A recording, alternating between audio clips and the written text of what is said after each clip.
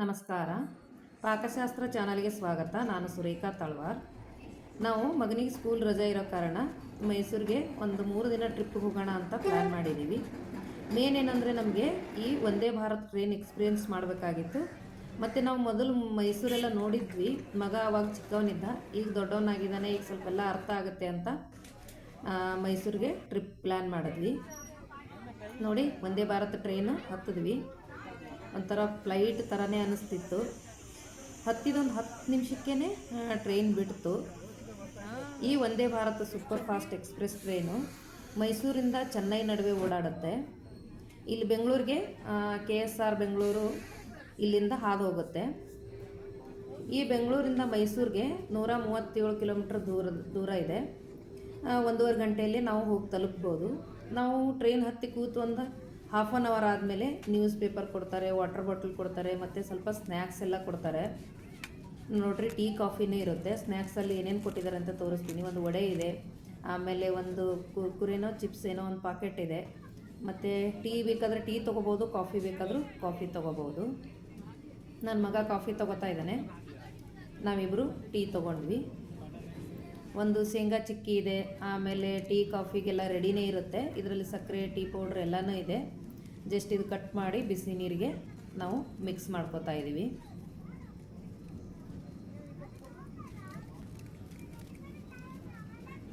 ಈ ಟ್ರೈನು ವಾರದಲ್ಲಿ 6 ದಿನ ಹೋಗುತ್ತೆ. ಗುರುವಾರ ಮಾತ್ರ ಇರಲ್ಲ, ಅದು ಯಾಕೆ ಅಂತ ಗೊತ್ತಿಲ್ಲ. ಗುರುವಾರ ಈ ಟ್ರೈನ್ ಇರಲ್ಲ.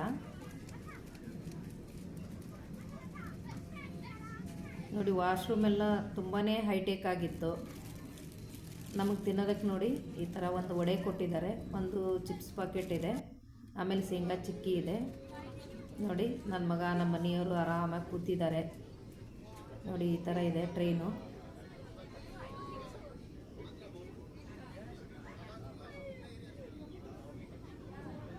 ತುಂಬ ಫಾಸ್ಟಾಗಿ ಹೋಗುತ್ತೆ. ಇಲ್ಲಿಂದ ಬಿಟ್ಟರೆ ಮೈಸೂರೇ ತಲುಪುತ್ತೆ. ನೋಡಿ, ನಾವು ಮೈಸೂರು ತಲುಪಿದ ಮೇಲೆ ಸ್ವಲ್ಪ ಫ್ರೆಶ್ ಅಪ್ ಆಗಿ ಝೂ ನೋಡೋದಕ್ಕೆ ಬಂದ್ವಿ. ಈ ಝೂಗೆ ಶ್ರೀ ಚಾಮರಾಜೇಂದ್ರ ಮೃಗಾಲಯ ಅಂತ ಕರೀತಾರೆ. ನೋಡಿ, ಬರ್ತಿದ್ದಂಗೆ ನಾವು ಜಿರಾಫೆ ನೋಡ್ಬೋದು. ಒಂಥರ ಜಿರಾಫೆ ಹೆಂಗೆ ಅನ್ಸುತ್ತೆ ಅಂದರೆ ಸ್ವಾಗತ ಮಾಡೋ ಥರ ಅನಿಸುತ್ತೆ. ನನ್ನ ಮಗ ಅಂತೂ ತುಂಬಾ ಖುಷಿಯಾದ. ನಾವು ಮುಂಚೆ ಬಂದಾಗ ನನ್ನ ಮಗ ತುಂಬ ಚಿಕ್ಕವನಿದ್ದ, 5 ವರ್ಷದವನಿದ್ದ. ಹಾಗಾಗಿ ಅವನಿಗೆ ಅಷ್ಟು ಅರ್ಥ ಆಗ್ತಿರ್ಲಿಲ್ಲ. ಈಗ ಕರ್ಕೊಂಡು ಬಂದಾಗ ತುಂಬಾ ಖುಷಿಯಾದ.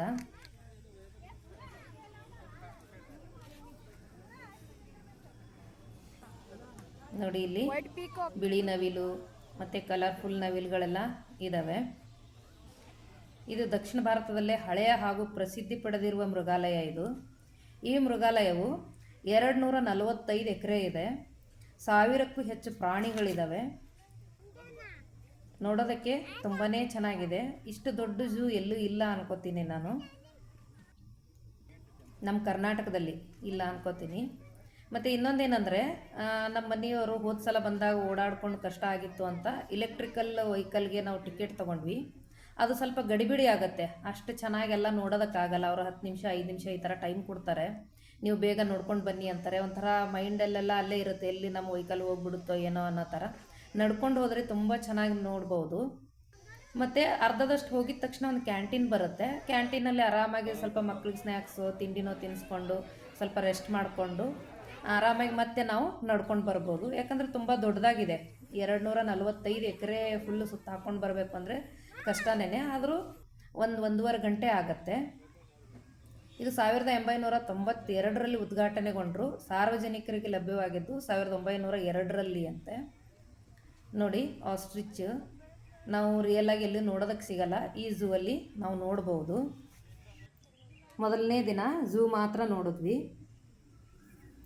ನೋಡಿ, ನಾವು 2ನೇ ದಿನ ಶ್ರೀ ಜಯಚಾಮರಾಜೇಂದ್ರ ಒಡೆಯರ್ ಆರ್ಟ್ ಗ್ಯಾಲರಿಗೆ ಬಂದ್ವಿ. ಇದು ಮೈಸೂರಿನಲ್ಲಿರುವ ಶ್ರೀ ಜಯಚಾಮರಾಜೇಂದ್ರ ಆರ್ಟ್ ಗ್ಯಾಲರಿಯನ್ನು ಜಗನ್ಮೋಹನ್ ಅರಮನೆ ಅಂತಲೂ ಕರೀತಾರೆ. ಈ ಐತಿಹಾಸಿಕ ಕಟ್ಟಡವು ರಾಜ ರವಿವರ್ಮರ ವರ್ಣಚಿತ್ರಗಳು ಮತ್ತು ಮೈಸೂರು ಶೈಲಿಯ ಕಲೆಗಳನ್ನು ಒಳಗೊಂಡಿದೆ. 1961ರಲ್ಲಿ ಮುಮ್ಮಡಿ ಕೃಷ್ಣರಾಜ್ ಒಡೆಯರ್ ಅವರಿಂದ ನಿರ್ಮಿಸಲ್ಪಟ್ಟ ಈ ಅರಮನೆಯು ಹಳೆಯ ಅರಮನೆ ಬೆಂಕಿಯಲ್ಲಿ ಸುಟ್ಟು ಹೋದಾಗ ರಾಜರ ಮನೆತನದ ನಿವಾಸವಾಗಿತ್ತು ಈ ಅರಮನೆ. ಈ ಗ್ಯಾಲರಿಯು ಭಾರತದ ಶ್ರೇಷ್ಠ ಕಲಾವಿದ ರಾಜ ರವಿವರ್ಮ ಸೇರಿದಂತೆ 2,000ಕ್ಕೂ ಹೆಚ್ಚು ಅಪರೂಪದ ವರ್ಣಚಿತ್ರಗಳು ಮತ್ತು ಕಲಾಕೃತಿಗಳನ್ನು ನೋಡ್ಬೋದು ನಾವಿಲ್ಲಿ. ಇದು ತುಂಬಾ ಚೆನ್ನಾಗಿತ್ತು. ಇದು ಮೈಸೂರು ಅರಮನೆ ನೋಡೋಕ್ಕಿಂತ ಮೊದಲು ನಾವು ಈ ಗ್ಯಾಲರಿನ ನಾವು ನೋಡ್ಕೊಂಡು ಹೋದರೆ ಅರಮನೆ ನಾವು ಆರಾಮಾಗಿ ಅರ್ಥ ಮಾಡ್ಕೋಬೋದು. ಅಲ್ಲಿ ಪೂರ್ತಿ ಎಲ್ಲ ಅವ್ರ ಹಿಸ್ಟ್ರಿನೇ ಅಲ್ಲಿದೆ ನೋಡಿ. ಅದನ್ನು ಮುಗಿಸ್ಕೊಂಡು ನಾವು ಅರಮನೆ ನೋಡೋಕ್ಕೆ ಬಂದ್ವಿ. ಇದಕ್ಕೆ ಅಂಬಾ ನಿವಾಸ ಅಂತಲೂ ಕರೀತಾರೆ ನೋಡಿ. ಅರಮನೆ ಎಲ್ಲ ಒಳಗಡೆ ನೋಡ್ಕೊಂಡ್ವಿ. ಮೇನ್ ನಮಗೆ ರಾತ್ರಿ ಲೈಟಿಂಗ್ಸ್ ತುಂಬ ಚೆನ್ನಾಗಿರುತ್ತೆ ಅರಮನೆದು. ಹೋದ ಸಲ ಬಂದಾಗ ನಾವು ನೋಡಿರಲಿಲ್ಲ, ಹಾಗಾಗಿ ನಾವು ಅರಮನೆ ಲೈಟಿಂಗ್ಸ್ ನೋಡಬೇಕಾಗಿತ್ತು. ಹಾಗಾಗಿ ನಾವು ಜಗನ್ಮೋಹನ್ ಪ್ಯಾಲೇಸ್ ನೋಡಿಕೊಂಡು ಆಮೇಲೆ ಸಾಯಂಕಾಲ ಈ ಕಡೆ ಅರಮನೆ ನೋಡೋಕ್ಕೆ ಬಂದ್ವಿ. ಒಳಗಡೆ ಎಲ್ಲ ನೋಡಿಕೊಂಡು ಆಚೆ ಬಂದು ನಾವು ಕೂತ್ಕೊಂಡ್ವಿ ನೋಡಿ. ಎಷ್ಟು ಚೆನ್ನಾಗಿದೆ. ನಾವು ಆರಾಮಾಗಿ ಟೈಮ್ ಮಾಡ್ಕೊಂಡು ಹೋಗಬೇಕು. ಒಂದು 2ರಿಂದ 3 ದಿನ ನಾವು ಮೈಸೂರು ಟ್ರಿಪ್ಗೆ ಹೋದರೆ ಪೂರ್ತಿಯಾಗಿ ನೋಡ್ಬೋದು.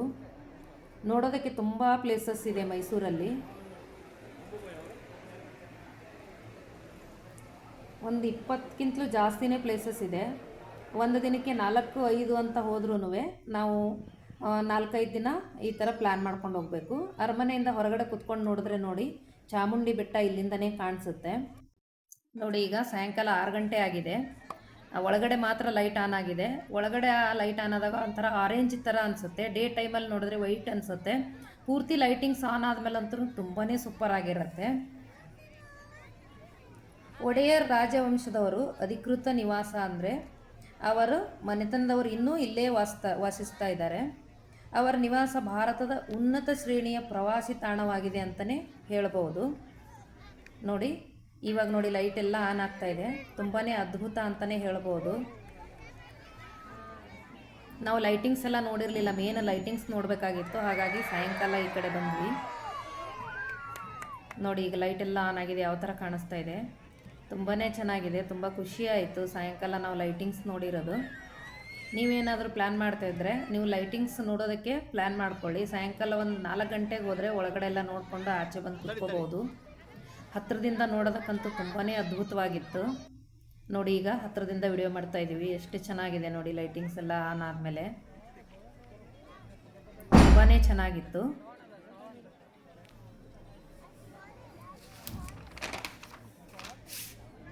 ಎರಡನೇ ದಿನ ಇಷ್ಟು ನೋಡಿದ್ವಿ. ನಾವು 3 ದಿನಕ್ಕೆ ಟ್ರಿಪ್ ಪ್ಲ್ಯಾನ್ ಮಾಡ್ಕೊಂಡಿದ್ವಿ. ತುಂಬ ಬಿಸಿಲು ಜಾಸ್ತಿ ಇರೋದ್ರಿಂದ ಒಂದು ಸಾಯಂಕಾಲ ಹೋಗಿಯೇ ನಾವು ಮೈಸೂರೆಲ್ಲ ನೋಡಿದ್ವಿ. ಎರಡನೇ ದಿನ ಇಷ್ಟು ನೋಡಿದ್ವಿ. 3ನೇ ದಿನಕ್ಕೆ ನಾವು ಕಾರಂಜಿ ಕೆರೆಗೆ ಬಂದ್ವಿ. ಇದಕ್ಕೆ ಕಾರಂಜಿ ಕೆರೆ ಅಥವಾ ನೇಚರ್ ಪಾರ್ಕ್ ಅಂತ ಕರೀತಾರೆ ನೋಡಿ. ತುಂಬಾ ಚೆನ್ನಾಗಿದೆ. ಇಲ್ಲಿ ಹತ್ತಿರದಿಂದ ನವಿಲು ನೋಡ್ಬೋದು. ತುಂಬ ಹತ್ತಿರದಿಂದನೇ ನೋಡ್ಬೋದು. ಇಲ್ಲಿ ತುಂಬ ನವಿಲುಗಳಿದ್ದಾವೆ. ಇಲ್ಲಿ ಬಟರ್ಫ್ಲೈ ಪಾರ್ಕ್ ಇದೆ, ಮತ್ತು ಬರ್ಡ್ ವಾಚಿಂಗ್ ಟವರ್ ಅಂತಿದೆ, ಅಲ್ಲಿ ಕೂಡ ಹೋಗಿದ್ದೀವಿ ನೋಡಿ. ಎಷ್ಟು ಹತ್ತಿರದಿಂದನೇ ನವಿಲುಗಳು ನೋಡ್ಬೋದು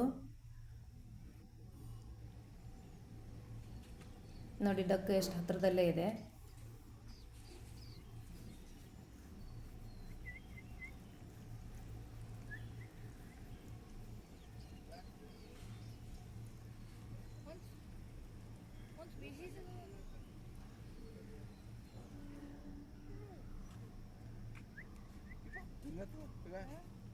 ನೋಡಿ, ಮನುಷ್ಯರು ಕಂಡ್ರೆ ಭಯ ಇಲ್ಲ ಅವಕ್ಕೆ.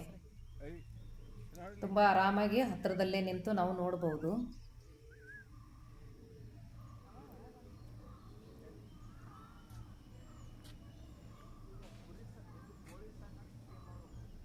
ಜಾಸ್ತಿ ಏನು ನೋಡೋಕ್ಕೆ ಹೋಗಲಿಲ್ಲ. ನಾವು 4-5 ಪ್ಲೇಸ್ ಅಷ್ಟೇ ನೋಡಿದ್ವಿ.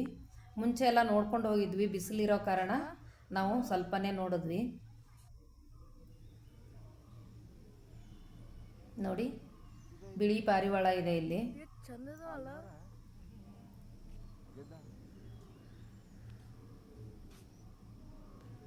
ನೋಡಿ. ಇಲ್ಲಿ ಬಿಳಿ ನವಿಲಿದ್ದಾವೆ. ನಮಗೆ ಝೂ ಅಲ್ಲಿ ಇಷ್ಟು ಹತ್ತಿರದಿಂದ ನೋಡೋಕ್ಕಾಗಿರಲಿಲ್ಲ. ಇಲ್ಲಿ ತುಂಬ ಹತ್ತಿರದಲ್ಲೇ ಓಡಾಡ್ತವೆ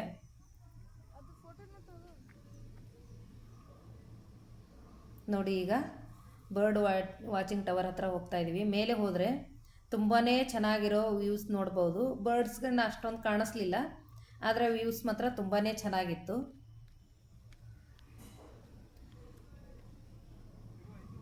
ನೋಡಿ ಎಷ್ಟು ಚೆನ್ನಾಗಿದೆ.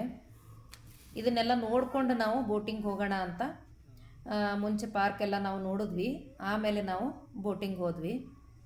ನೋಡಿ ಎಷ್ಟು ಚೆನ್ನಾಗಿ ಕಾಣಿಸ್ತಾ ಇದೆ.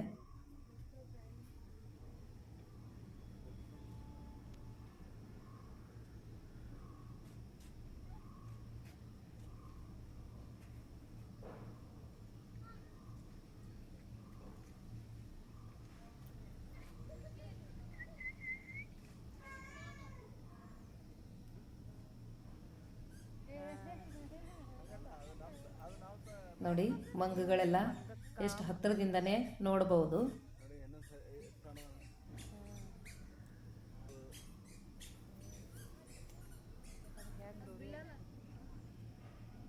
ನೋಡಿ ಈಗ ಬೋಟಿಂಗ್ ಬಂದ್ವಿ. ಇದು ನೇಚರ್ ಪಾರ್ಕ್ ಆಗಿರೋದ್ರಿಂದ ಇಲ್ಲಿ ಮೋಟ್ರ್ ಬೋಟ್ ಎಲ್ಲ ಇಲ್ಲ. ನಾವು ಕೈಯಲ್ಲಿ ಈ ಥರ ಹುಟ್ಟು ಹೊಡೆಯೋದು ಅಂತೀವಿ, ಆ ಥರ ಮಾಡ್ಕೊಂಡು ಹೋಗ್ಬೋದು. ಇಲ್ಲಾಂದರೆ ಕಾಲಲ್ಲಿ ಪೆಡಲಿಂಗ್ ಬೋಟ್ಗಳಿದ್ವು, ಆ ಥರ ಹೋಗ್ಬೋದಾಗಿತ್ತು. ನಮ್ಮ ಮನೆಯವ್ರು ಏನೇನೋ ಕೇಳ್ತಾ ಇದ್ದಾರೆ, ಅವ್ರಿಗೆ ಕ್ವಶನ್ಸು. ಇಲ್ಲಿ ಡಕ್ಗಳಂತೂ ತುಂಬ ಹತ್ತಿರದಿಂದ ನೋಡ್ಬೋದು.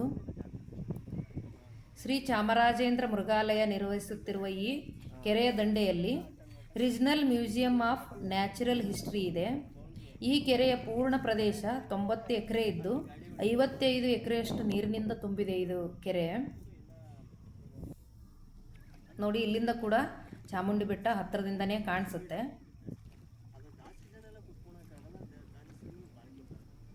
ನೋಡಿ ಡಕ್ ಹೇಳದ್ನಲ್ಲ ನಾನು, ತುಂಬ ಹತ್ತಿರದಲ್ಲೇ ನಾವು ಡಕ್ಗಳೆಲ್ಲ ನೋಡ್ಬೋದು.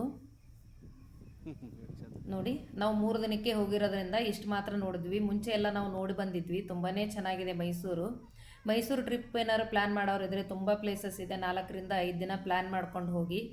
ತುಂಬಾ ಚೆನ್ನಾಗಿದೆ. ತುಂಬ ವೀಕ್ಷಣೀಯ ಸ್ಥಳಗಳು ತುಂಬಾ ಇದ್ದಾವೆ. ನಿಮ್ಗೇನು ಅನಿಸುತ್ತೆ ಅಂತ ಕಮೆಂಟ್ ಮಾಡಿ, ಲೈಕ್ ಮಾಡಿ, ಶೇರ್ ಮಾಡಿ, ಸಬ್ಸ್ಕ್ರೈಬ್ ಮಾಡಿ. ಧನ್ಯವಾದ.